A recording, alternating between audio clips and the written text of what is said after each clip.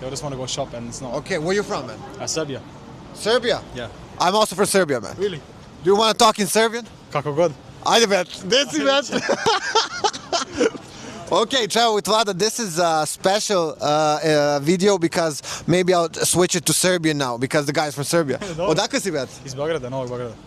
Šta misliš ti? Jesi dugo ovde u Berlinu? Si ovde turistički? Ne, dugo živim ovde, već sad će 8 godina, 9 godina. Top.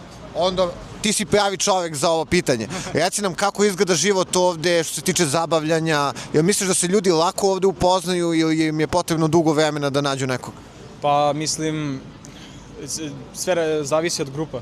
Kad si malo stariji, onda je malo lakše, možeš da ideš u klubove, zabavu i tamo su isto normalni ljudi, a kad si malo mlađi je malo teže da se izlazi napolje i da... Mislim, ne znam kako da opišem, malo je samo teže da se nađe grupa normalna ljudi i mora se čeka. Mora se čeka, se napuni 18 i onda već kreće ozbiljna zabava. Tad su dobri su klubovi, izlasci i imaju, ovde su previše pravila, previše se pravila prate.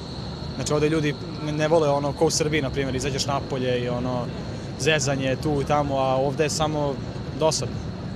Tako da to je to što imam da kažem. Važi, brate, ništa, hvala ti na tom vremenu. Naravno.